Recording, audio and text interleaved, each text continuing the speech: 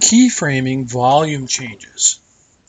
So let's come over here into our tools and let's go over here to our pen tool.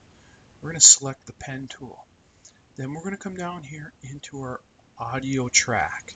With the pen tool, I'm going to click, and you can see that I'm going to create a keyframe. I'm going to let go. You see how I got a dot there?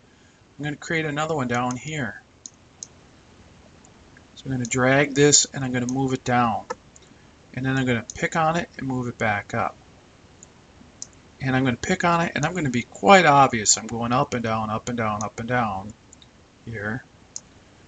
And I'll go down, I'll go back up. Now all I'm doing is picking and dragging it down, picking it and dragging it back up.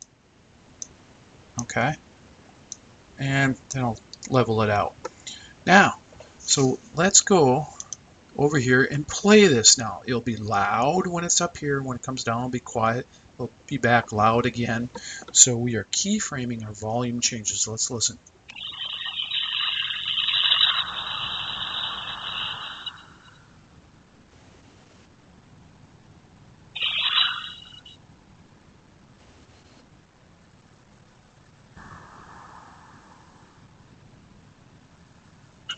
So you can see it goes up and down. It's actually a little too loud, right? So we can actually come in here and change these things down lower and kind of alter our keyframes a little bit.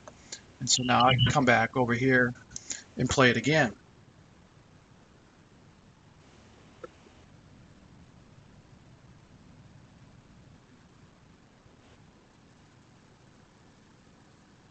You can see that's a little loud actually, and come in here and I'll adjust that keyframe.